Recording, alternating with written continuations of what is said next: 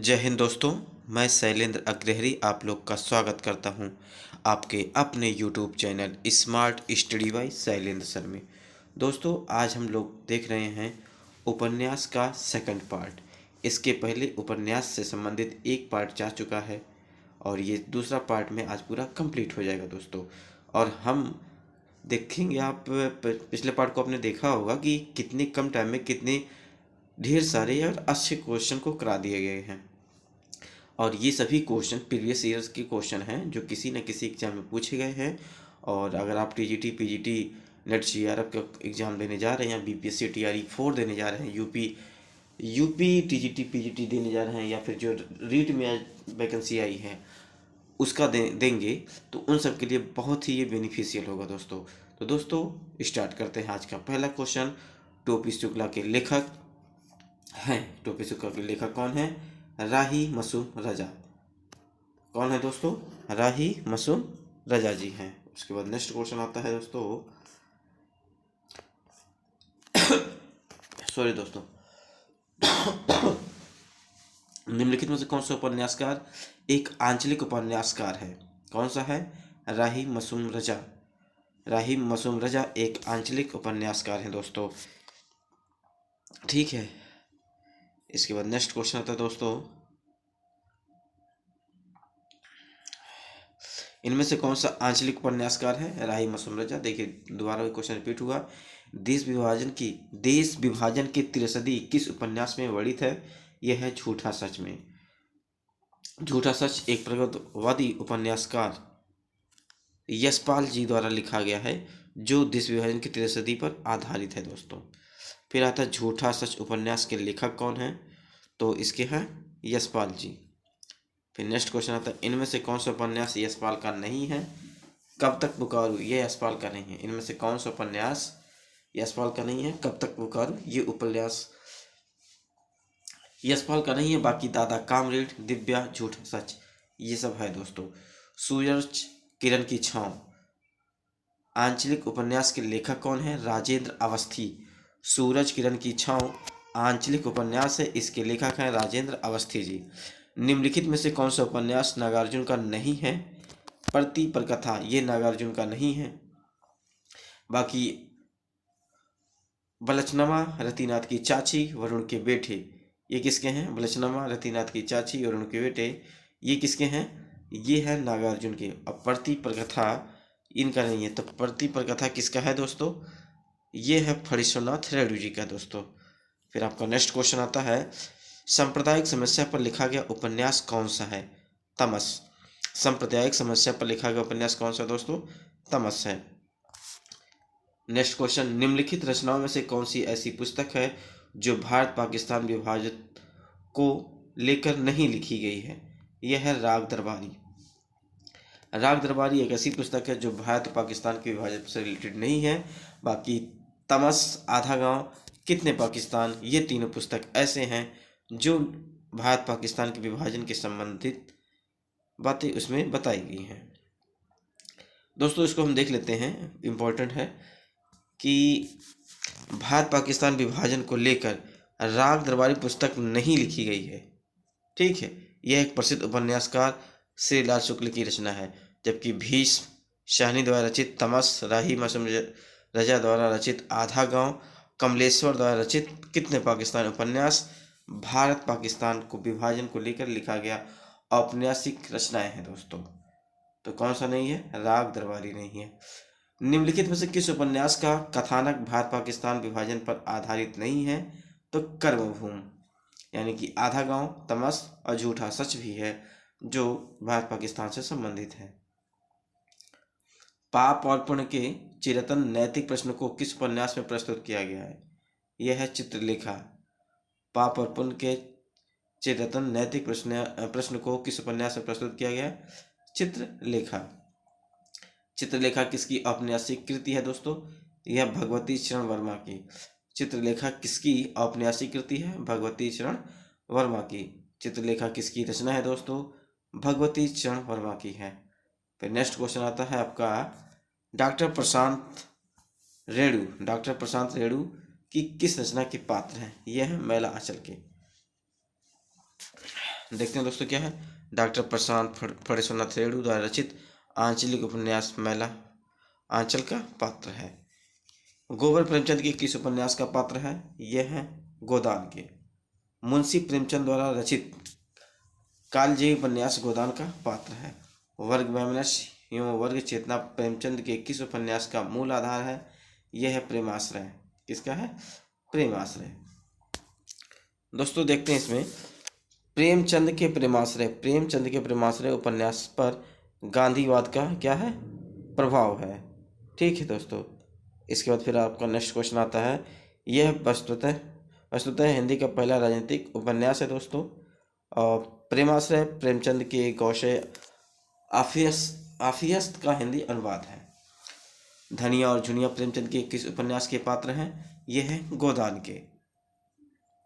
देखिए प्रेमचंद उपन्यास गोदान में ठीक होरी, धनिया, झुनिया, गोबर, हीरा, शोभा और रूपा आदि पात्र का स्वीकार एक ही परिवार के पात्र है दोस्तों। इसके बाद नेक्स्ट क्वेश्चन आपका आता है दोस्तों कि प्रेमचंद का कौन सा उपन्यास गांधीवाद से प्रभावित है? यह है रंगभूमि गांधीवाद से प्रभावित है दोस्तों। फिर आता है सूरदास प्रेमचंद के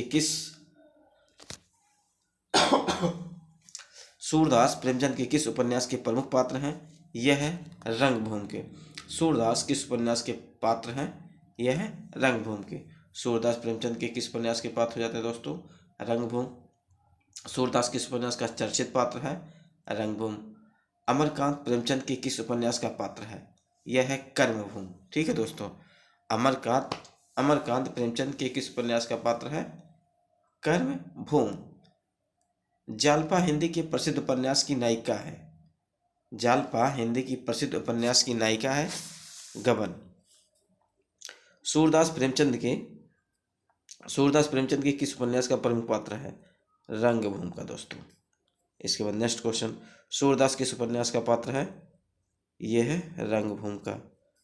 इसके बाद फिर सूरदास प्रेमचंद के किस उपन्यास का पात्र है? रंगभूमि। देखिए दोस्तों यही एक ही क्वेश्चन कितनी बार रिपीट हो गया, 2-3 बार तो ऊपर पढ़ चुके। यही देखिए फिर आया पीजीटी परीक्षा 2004 में, यूपी पीएससी एलटी ग्रेड का जो हुआ था 2018 में, इसमें रिपीट हुआ, तो इसीलिए रिपीटेशन। फिर देखिए क्वेश्चन आ गया पर टीजीटी 2013 में आया था। सूरदास किस उपन्यास का चर्चित पात्र है? यह है रंगभूमि का दोस्तों। इसके बाद नेक्स्ट आता है अमरकांत प्रेमचंद के किस उपन्यास का पात्र है?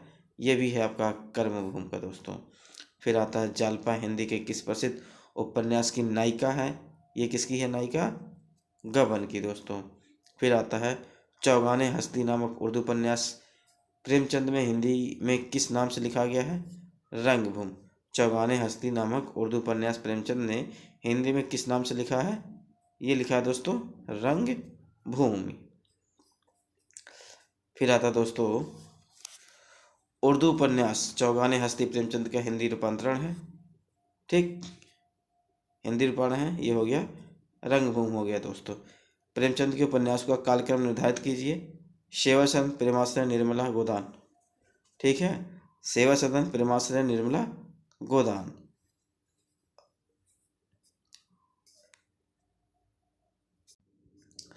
बिनर सोफिया किस प्रसिद्ध के उपन्यास हैं? रंगभूमि के दोस्तों। बिनर सोफिया किस प्रसिद्ध उपन्यास के पात्र हैं? यह है दोस्तों रंगभूमि के दोस्तों। फिर आपका नेक्स्ट क्वेश्चन आता है दोस्तों, प्रेमचंद का एक शाक्त उपन्यास गोदान है सामाजिक। प्रेमचंद का एक शाक्त उपन्यास गोदान क्या है? सामाजिक है दोस्तों। गोदान प्रेमचंद का अंतिम एवं सर्वश्रेष्ठ सामाजिक उपन्यास है। ठीक है, गोदान प्रेमचंद का अंतिम एवं सर्वश्रेष्ठ सामाजिक उपन्यास है। यह उनकी प्रौढ़तम कृति है। गोदान में प्रेमचंद का संपूर्ण जीवन अनुभव सिमटकर केंद्रीभूत हो गया। होरी उपन्यास का नायक है दोस्तों। फिर नेक्स्ट क्वेश्चन आता है, निम्नलिखित उपन्यासों में प्रेमचंद का अंतिम उपन्यास कौन सा है? कौन सा है? गोदान दोस्तों। फिर निम्नलिखित प्रेमचंद द्वारा उर्दू भाषा में लिखा गया उपन्यास बाजारे हुस्न। क्या? बाजारे हुस्न दोस्तों। बाजार हुस्न का हिंदी रूपांतरण है क्या है? सेवा सदन। किसका? बाजार हुस्न का सेवा सदन। प्रेमचंद का कौन सा उपन्यास पहले उर्दू में बाजार हुस्न के नाम से लिखा गया? सेवा सदन। सेवा सदन हो जाता है। फिर गोदान उपन्यास है यथार्थोन्मुख आदर्शवादी। गोदान उपन्यास है यथार्थोन्मुख आदर्शवादी दोस्तों। फिर आपका नेक्स्ट क्वेश्चन, प्रेमचंद के निम्नलिखित उपन्यासों की रचना वर्ष के सिलसिलेवार क्रम में सजाइए। अब देखिए एक बार हम इसको सजाएंगे। पहले गा वाला आ जाएगा। गा मतलब सेवा सदन जो कि 1918 में आया था। फिर का वाला यानी कि गबन हो जाएगा। फिर गोदान जो कि सबसे लास्ट वाला है। तो दोस्तों सॉरी दोस्तों, खांसी आ रही बहुत तेज। तो प्रेमचंद ने कुल 11 उपन्यास लिखे हैं जो इस प्रकार हैं दोस्तों। इसमें से कभी कभी डेट पूछ लिया जाता है किस डेट में, मतलब कौन सा गोदान किस सन में लिखा गया था, तो थोड़ा इस पर हम ध्यान देते हैं दोस्तों। देखिए इसको याद करने का बहुत बढ़िया लॉजिक है। पहले तो आप इसका पहला लाइन कर लीजिए, सेवा सदन। सबसे पहले उपन्यास क्या था इनका? सेवा सदन था। कब? 1918 में। कब? 1918 में दोस्तों। तो सेवा सदन हो गया 1918 में हो गया दोस्तों। अब सेवा सदन देखिए पूछा जाता है कौन अपूर्ण है, तो मंगलसूत्र अपूर्ण है। ठीक, उसके बाद सबसे लास्ट गोदान कब आया था? 1936 में। पहला 1918 में, इसका डबल 18 और जोड़ेंगे 36, तो गोदान 1936 में लास्ट वाला हो गया। अब दो तो क्लियर हो गए। अब फिर देखिए 2 साल बाद, 3 साल बाद 21 और 22 में, 21 में वरदान आ गया और 22 में प्रेमाश्रम आ गया। फिर ऐसे अभी 4 साल पहले कर्मभूमि, फिर गबन, यानी गबन और कर्मभूमि। तो 3 ऊपर से 3 नीचे से 6 ऐसे हो जाएगा। बाकी 5 आप फिर 2-1 दिन रुक के फिर उसको कर लेंगे। एक बार में करेंगे तो सब मिक्स हो जाएगा, इसलिए थोड़ा सा गैपिंग दे के दोस्तों। तो गोदान 1918 हो गया और सेवा सदन 1918 हो गया और गोदान 1936 हो गया।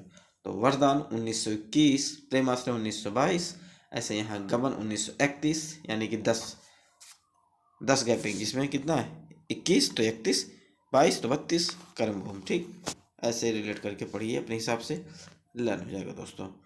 इनमें से कौन सा उपन्यास प्रेमचंद का नहीं है? तो सुनीता नहीं है दोस्तों। बाकी निर्मला, गबन, प्रतिज्ञा, ये किसका है? देखिए हम लोग पूरा एक बार पढ़ लेते हैं। सेवा सदन, वरदान, प्रेमाश्रय, रंगभूमि, कायाकल्प, निर्मला, प्रतिज्ञा, गबन, कर्मभूमि, गोदान, मंगलसूत्र तो अधूरा है। तो ये 11 थे दोस्तों। अब पूछ रहा है इसमें से कौन सा उपन्यास नहीं है। अब देखिए वहाँ से अगर आपको पता है 11 उपन्यासों के नेम आपको लर्न है, तो यहाँ बहुत ईजी आप कर लेंगे। जैसे सुनीता नहीं है, बाकी निर्मला, गबन, प्रतिज्ञा ये तो है ही। वरदान उपन्यास के लेखक कौन है दोस्तों? प्रेमचंद। प्रेमचंद वरदान उपन्यास के लेखक हैं दोस्तों। उसके बाद आता है नेक्स्ट क्वेश्चन दोस्तों, क्या हो जाएगा आपका कि निम्नलिखित उपन्यासों का कालक्रम अनुसार सही विकल्प को चिन्हित कीजिए। फिर आ गया प्रेमाश्रय, गबन, क्या हो गया दोस्तों? पहले प्रेमाश्रय, गबन, कर्मभूमि, गोदान। फिर नेक्स्ट क्वेश्चन आता है सेवा सदन किसका प्रकाशन वर्ष है? 1918। सेवा सदन का प्रकाशन वर्ष क्या है? 1918। सेवा सदन का प्रकाशन 1918 हो गया। मंगलसूत्र शीर्षक अधूरे उपन्यास के लेखक का नाम क्या दोस्तों? प्रेमचंद है। मंगलसूत्र शीर्षक अधूरे उपन्यास के लेखक प्रेमचंद है दोस्तों। निम्नलिखित में से प्रेमचंद का कौन सा उपन्यास अधूरा है? कौन सा है? मंगलसूत्र। इनमें से कौन सा उपन्यास प्रेमचंद का नहीं है? तो शेखर एक जीवनी, ये नहीं है। गोदान, सेवा सदन, कर्मभूमि। गोदान, सेवा सदन, कर्मभूमि ये प्रेमचंद का है दोस्तों। फिर आता है आपका प्रतिज्ञा उपन्यास के लेखक कौन है दोस्तों? प्रेमचंद। प्रतिज्ञा उपन्यास के लेखक कौन है दोस्तों? यह है प्रेमचंद जी। फिर नेक्स्ट क्वेश्चन आता है निम्नलिखित में से उपन्यास और उनमें वर्णित उपन्यास का एक युग में सुमेलित नहीं है, वह है कौन सा है? गबन। दहेज और अनमेल विवाह की समस्या। दहेज और अनमेल विवाह की समस्या। निम्नलिखित में से उपन्यास उनमें वर्णित समस्या का एक युग में सुमेलित नहीं है। कौन सा सुमेलित नहीं है, यही आपको बताना है। बाकी देखिए ये डी गबन, उसमें दहेज अनमोल विवाह की समस्या, ये सुमेलित नहीं है। बाकी जो सुमेलित है उसको भी देख लेते हैं। कर्मभूमि है अछूतोद्धार की समस्या, ठीक है। कायाकल्प पारलौकिक की समस्या, सेवा सदन वेश्याओं की समस्या के बारे में बताया गया दोस्तों। फिर नेक्स्ट क्वेश्चन आता है दोस्तों आपका, वीरांगना नामक उपन्यास के रचयिता कौन है? राम नरेश त्रिपाठी। वीरांगना नामक उपन्यास के रचयिता राम नरेश त्रिपाठी जी हैं। फिर भागवंती उपन्यास के रचयिता कौन है दोस्तों? सुदर्शन। भागवंती उपन्यास के रचयिता हैं सुदर्शन दोस्तों। निम्नलिखित कथा कृतियों में से किसका संबंध काशी से नहीं है? तो अलग अलग बैतरणी, इसका संबंध काशी से नहीं है दोस्तों। इसका अलग अलग बैतरणी का संबंध काशी से नहीं है। बाकी काशी का 80, झीनी झीनी बीनी चदरिया, आगे गली मूर्ति है, इन सब का संबंध काशी से है दोस्तों। फिर आपका नेक्स्ट क्वेश्चन आता है, हजारी प्रसाद द्विवेदी का उपन्यास अनाम दास का पोथा में किस उपनिषद के सर्वाधिक स्थलों का प्रयोग हुआ दोस्तों? तो छंदोग्य उपनिषद। इसका छंदयोग उपनिषद। फिर आता है दोस्तों, अनाम दास का पोथा शीर्षक उपन्यास के लेखक कौन है? हजारी प्रसाद द्विवेदी, ठीक है दोस्तों। अनाम दास का पोथा शीर्षक उपन्यास के लेखक कौन है दोस्तों? हजारी प्रसाद द्विवेदी हो जाते हैं। फिर आपका नेक्स्ट क्वेश्चन आता है, निम्न में से कौन सा समूह आचार्य हजारी प्रसाद द्विवेदी के उपन्यासों को दर्शाता है? बाण भट्ट की आत्मकथा, चारुचंद्र लेख, पुनर्नवा, अनाम दास का पोथा, ठीक है दोस्तों। कह रहा है कि निम्न में से कौन सा समूह आचार्य हजारी प्रसाद द्विवेदी के उपन्यासों को दर्शाता है? कौन सा दर्शाता है? बाण भट्ट की आत्मकथा, चारुचंद्र लेख, पुनर्नवा, अनाम दास का पोथा दोस्तों। नेक्स्ट क्वेश्चन आता है, बाण भट्ट की आत्मकथा किसकी औपन्यासिक कृति है? यह है हजारी प्रसाद द्विवेदी की, ठीक है। बाण भट्ट की आत्मकथा किसकी औपन्यासिक कृति है? हजारी प्रसाद द्विवेदी की दोस्तों। बाण भट्ट की आत्मकथा कौन सी है? एक उपन्यास है। बाण भट्ट की आत्मकथा है, क्या है दोस्तों? एक उपन्यास है। फिर बाण भट्ट की आत्मकथा की साहित्यिक विधा कौन सी है? उपन्यास। बाण भट्ट की आत्मकथा की साहित्यिक विधा कौन सी दोस्तों? उपन्यास हो जाती है। इसके बाद नेक्स्ट क्वेश्चन आता है दोस्तों, बाण भट्ट की आत्मकथा के लेखक कौन है? हजारी प्रसाद द्विवेदी। कौन है दोस्तों? हजारी प्रसाद द्विवेदी हो जाते हैं। बाण भट्ट की आत्मकथा कौन? एक उपन्यास हो जाएगा। फिर चारुचंद्र लेख की उपन्यासकार कौन है? हजारी प्रसाद द्विवेदी हो जाएंगे दोस्तों, ठीक है।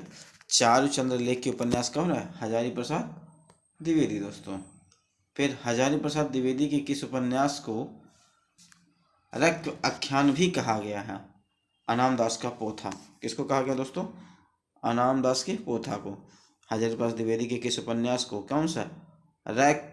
रैक आख्यान, अनाम दास का पोथा। फिर आपका नेक्स्ट क्वेश्चन, इतिहास इस बात का गवाह है कि इस महिमामयी शक्ति की उपेक्षा करने वाला साम्राज्य नष्ट हो गए। उपयुक्त कथन किस प्रकार इस उपन्यास का है? यह है बाण भट्ट की आत्मकथा दोस्तों, ठीक है। कह रहा है कि इतिहास इस बात का गवाह है कि इस महिमामयी शक्ति की उपेक्षा करने वाला साम्राज्य नष्ट हो गया है। उपयुक्त कथन किस उपन्यास का है? बाण भट्ट की आत्मकथा, ठीक। हजारी प्रसाद द्विवेदी, कह रहा कि हजारी प्रसाद द्विवेदी द्वारा किस धारा के उपन्यासकार हैं? यह है सांस्कृतिक मिथ की। हजारी प्रसाद द्विवेदी किस धारा के उपन्यासकार हैं? यह है सांस्कृतिक मिथ की दोस्तों, सांस्कृतिक मिथ की। फिर आता है दोस्तों, भट्टिनी के उपन्यास की नायिका है? बाण भट्ट की आत्मकथा, ठीक है दोस्तों। भट्टिनी किस उपन्यास की नायिका है? बाण भट्ट की आत्मकथा दोस्तों। फिर आपका नेक्स्ट क्वेश्चन आता है, हजारी प्रसाद द्विवेदी के उपन्यासों का प्रकाशन का सही अनुक्रम है? हजारी प्रसाद द्विवेदी के उपन्यासों के प्रकाशन का सही अनुक्रम है कौन सा? बी। जैसे बाण भट्ट की आत्मकथा, कौन सा दोस्तों? बाण भट्ट की आत्मकथा, चारुचंद्र लेख, पुनर्नवा, अनाम दास का पोथा दोस्तों। फिर आता दोस्तों आपका नेक्स्ट क्वेश्चन, पंडित किशोरीलाल गोस्वामी का उपन्यास निम्नलिखित में से कौन सा नहीं है? तो भोजपुर का ठग। पंडित किशोरीलाल गोस्वामी का उपन्यास निम्नलिखित में से कौन सा नहीं है? भोजपुर का ठग ये नहीं है। बाकी तरुण तपस्विनी और तरुण तपस्विनी हो गया, रजिया बेगम या रंगमहल का हलाहल हो गया, राजकुमारी हो गया, ये पंडित किशोरीलाल गोस्वामी का उपन्यास है। भोजपुर का ठग नहीं है दोस्तों। नेक्स्ट क्वेश्चन, लवंग लवंगलता लवंगलता किस विधा की रचना है? यह है उपन्यास दोस्तों। क्या है? उपन्यास है। फिर नेक्स्ट क्वेश्चन, रजिया बेगम किसकी रचना है दोस्तों? किशोरीलाल गोस्वामी की। किसकी है दोस्तों? किशोरीलाल गोस्वामी की है। फिर प्रसाद द्वारा रचित इरावती कैसा उपन्यास है? ऐतिहासिक उपन्यास है दोस्तों। प्रसाद द्वारा रचित इरावती कैसा है? ऐतिहासिक उपन्यास है। फिर आपका आता है जयशंकर प्रसाद के अधूरे उपन्यास का नाम बताइए। तो क्या है? इरावती। क्या दोस्तों? इरावती हो जाता है। कंकाल कंकाल एक प्रकार से पाप और पुण्य की समस्या का उपन्यास है। कंकाल एक प्रकार से पाप और पुण्य की समस्या का उपन्यास है। इस कथन के समकक्ष जयशंकर प्रसाद के बाद निम्नलिखित में से निम्न किस उपन्यास में इस समस्या को मुख्य रूप से उठाया गया है? चित्रलेखा। किसमें? चित्रलेखन दोस्तों। नेक्स्ट क्वेश्चन आता है कि निम्न में से मनोवैज्ञानिक उपन्यासकार किसे कहा जाता है? तो इसमें से सभी ऑप्शन गलत हैं दोस्तों। मनोवैज्ञानिक उपन्यासकार इलाचंद जोशी, जैनेन्द्र, अज्ञे, तीनों मनोवैज्ञानिक उपन्यासकार हैं। कौन? इलाचंद जोशी, ठीक है, जैनेन्द्र, अज्ञे, तीनों मनोवैज्ञानिक उपन्यासकार हैं, इसलिए ये क्वेश्चन ही गलत हो जाता है।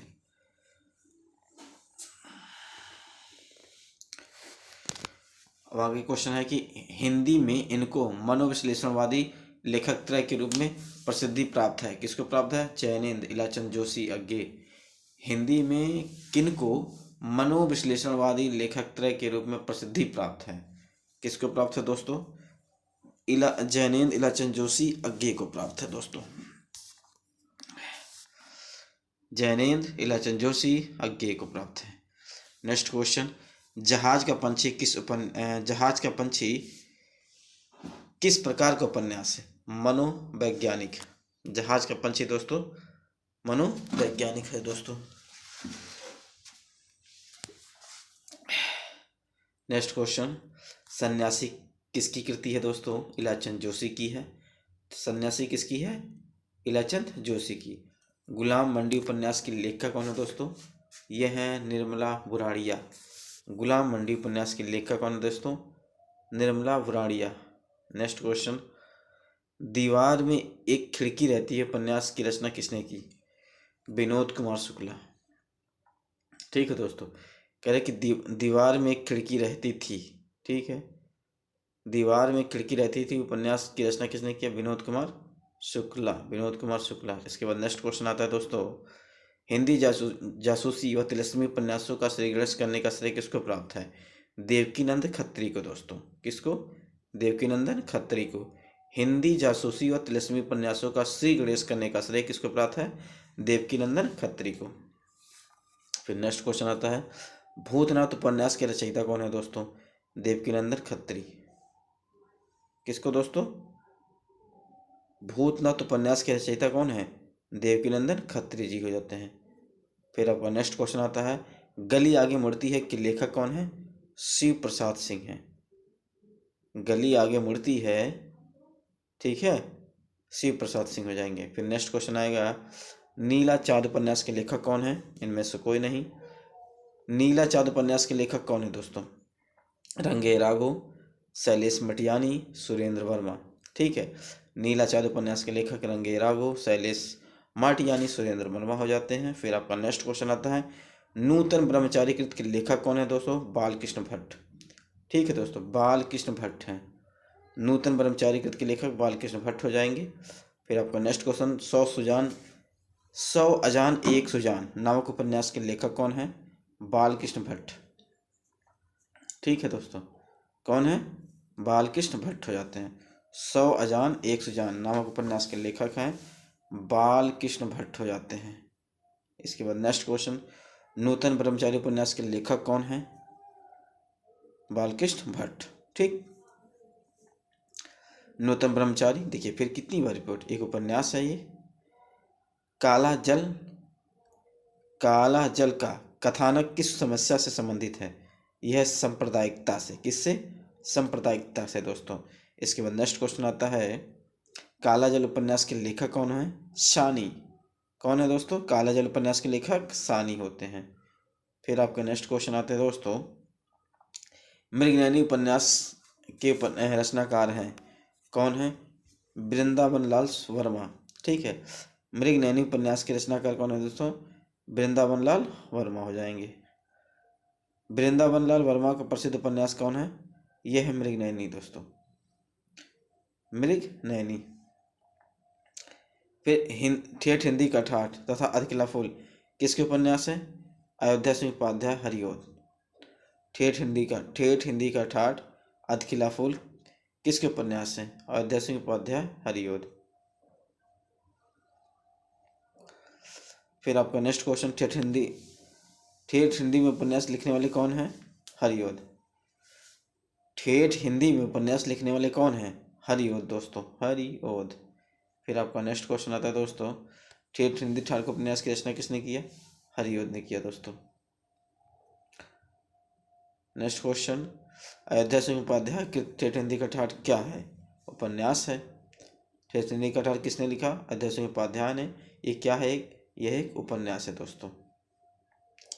नेक्स्ट क्वेश्चन, अयोध्या सिंह उपाध्याय हरिओद द्वारा रचित ठेठ हिंदी का ठाठ किस विधा की रचना है? यह है उपन्यास दोस्तों। अयोध्या सिंह उपाध्याय हरिओद द्वारा रचित ठेठ हिंदी का ठाठ किस विधा की रचना? ये उपन्यास है दोस्तों। ठेठ हिंदी का ठाठ उपन्यास की रचना किस हिंदी कवि ने की है दोस्तों? हरिओद ने किया है। ठेठ हिंदी का ठाठ उपन्यास की रचना किस हिंदी कवि ने किया है दोस्तों? हरिओद ने किया है। फिर आपका नेक्स्ट क्वेश्चन आता है दोस्तों, पद्यात्मक भावभूति पर श्याम स्वप्न। अच्छा, पद्यात्मक भावभूति पर श्यामा स्वप्न। ठीक, श्यामा स्वप्न नामक उपन्यास का सर्जना किसने किया है? ठाकुर जगमोहन सिंह। किसने किया दोस्तों? ठाकुर जगमोहन सिंह। राधा कृष्णा ने गौवध की समस्या का निवारण करने हेतु तो कौन सा उपन्यास लिखा है? निसहाय हिंदू। ठीक है, कह रहे कि राधा कृष्ण ने गौवध की समस्या का निवारण करने हेतु तो कौन सा उपन्यास लिखा है? निसहाय हिंदू। निसहाय हिंदू उपन्यास के लेखक कौन है दोस्तों? राधा कृष्ण दास। कौन है दोस्तों? राधा कृष्ण दास दोस्तों, राधा कृष्ण दास हो जाएगा। फिर आपका नेक्स्ट क्वेश्चन आएगा, निसहाय हिंदू उपन्यास के लेखक कौन है? राधा कृष्ण दास। देखिए वही क्वेश्चन सेम रिपीट हो रहा है। त्यागपत्र उपन्यास के लेखक का नाम क्या है दोस्तों? यह है जैनेन्द्र कुमार। ठीक है दोस्तों, त्यागपत्र उपन्यास लेखक का नाम जैनेन्द्र कुमार होता है, जैनेन्द्र कुमार। नेक्स्ट क्वेश्चन, आचार्य रामचंद्र शुक्ल ने हिंदी का पहला उपन्यास माना है? किसको माना? परीक्षा गुरु को माना है। नेक्स्ट, हिंदी का प्रथम मौलिक उपन्यास कौन सा है? परीक्षा गुरु। परीक्षा गुरु को किस समालोचन ने हिंदी का प्रथम उपन्यास स्वीकार किया है? आचार्य रामचंद्र शुक्ल ने। परीक्षा गुरु उपन्यास के लेखक कौन है? लाला श्रीनिवास दास जी परीक्षा गुरु उपन्यास के लेखक हैं दोस्तों। परीक्षा गुरु उपन्यास का प्रथम प्रकाशन कब हुआ था? तो 1882 में, यानी परीक्षा गुरु 1882 में इसको सबसे पहला उपन्यास आचार्य रामचंद्र शुक्ल ने माना और इसको लिखे हैं लाला श्रीनिवास दास जी।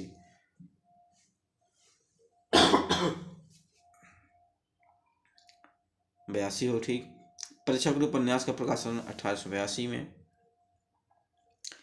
देवकीनंदन खत्री जी के उपन्यास चंद्रकांता को हिंदी का प्रथम उपन्यास किसने माना है? श्री कृष्ण लाल माने हैं। चंद्रकांता दोस्तों,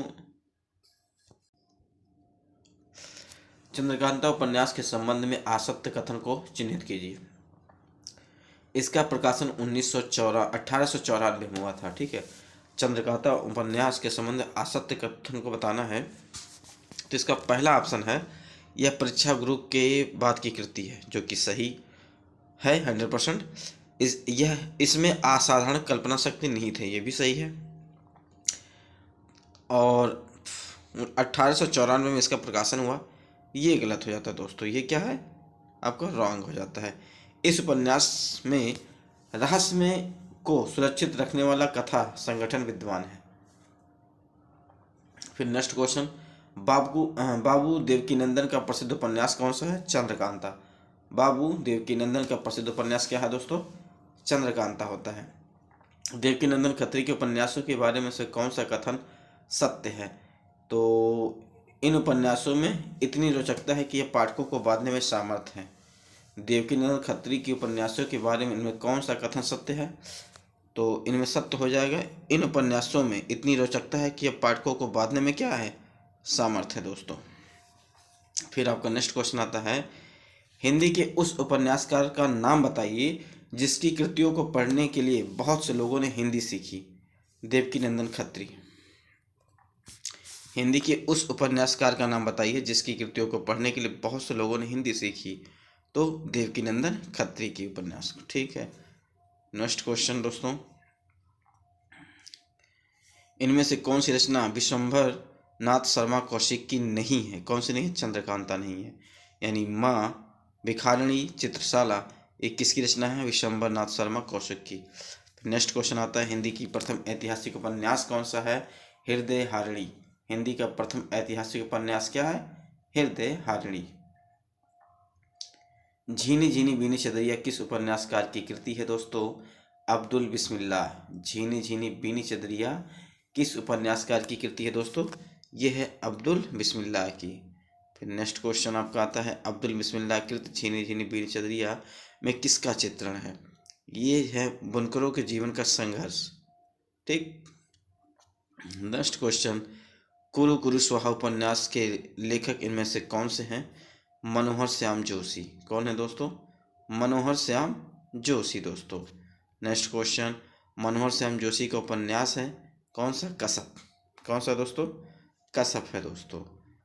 फिर आपका नेक्स्ट क्वेश्चन आता है दोस्तों, निम्नलिखित में से मनोहर श्याम जोशी का उपन्यास कौन सा है? तो हरिया हरकुलिस की हैरानी। क्या दोस्तों? हरिया हरकुलिस की हैरानी दोस्तों। नेक्स्ट क्वेश्चन आता है दोस्तों आपका, पहला गिरमिटिया उपन्यास विशेषकर किस पर केंद्रित है? यह है महात्मा गांधी पर दोस्तों। किस पर है? महात्मा गांधी पर। पहला गिरमिटिया उपन्यास के लेखक कौन है दोस्तों? गिरिराज किशोर। गिरिराज किशोर दोस्तों। फिर नेक्स्ट क्वेश्चन, बयां का घोंसला उपन्यास के लेखक कौन है? लक्ष्मी नारायण लाल। ठीक है। बयां का घोंसला उपन्यास के लेखक कौन है दोस्तों? लक्ष्मी नारायण लाल दोस्तों। नेक्स्ट क्वेश्चन, रूपा जीवा उपन्यास के लेखक है कौन है? लक्ष्मी नारायण लाल दोस्तों।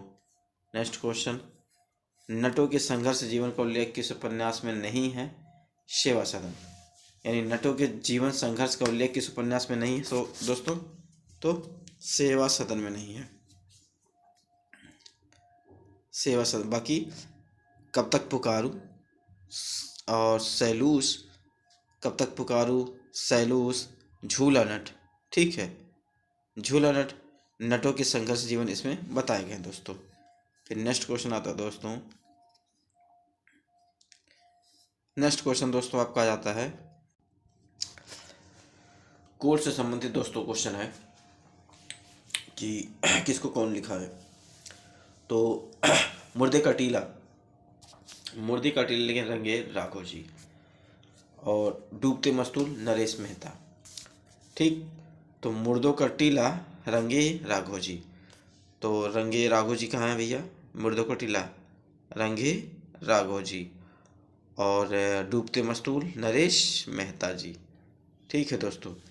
इसके बाद फिर आपका आता है महाभोज मनु भंडारी। महाभोज कौन लिखते हैं दोस्तों? महाभोज लिखते हैं मनु भंडारी जी हो गए। ठीक। मुर्दों का टीला रंगे राघव हो गए, डूबते मस्तूल नरेश मेहता हो गए, लालटेन का क्षेत्र निर्मल वर्मा हो जाते हैं। तो इसी में हो गया सब कुछ मिक्स। कोई बात नहीं दोस्तों, कलर चेंज कर लेते हैं थोड़ा सा। लालटेन निर्मल वर्मा, महाभोज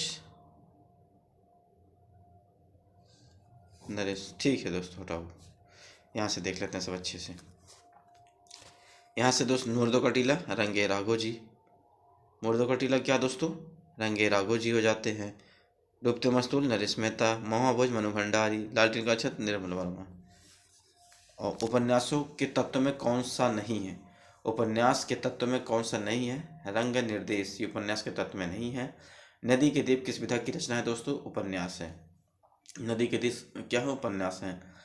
फिर आता है आपको दोस्तों, जासूसी उपन्यासों का हिंदी में परिवर्तन करने का श्रेय किस उपन्यासकार को दिया जाता है, गोपाल राम गहमरी को। जासूसी उपन्यासों का हिंदी में परिवर्तन करने का श्रेय किस उपन्यासकार को दिया जाता है, गोपाल राम गहमरी को दिया जा रहा है दोस्तों आज का उपन्यास यहाँ पर समाप्त होता है। और मेरे इस पूरे सीरीज को आप लोग देख जाइए दोस्तों। अगर आप हिंदी सब्जेक्ट से टीजीटी पीजी नेट या बीपीएससी टीआरई 4 या फिर जो रीट में वैकेंसी आई है उसका देने जा रहे हैं, अगर आप मेरे चैनल पर पहली बार आए हैं तो दोस्तों इसको सब्सक्राइब कर लीजिए और सब्सक्राइब करके बेल आइकन को जरूर प्रेस करिएगा दोस्तों। धन्यवाद। जय श्री राम।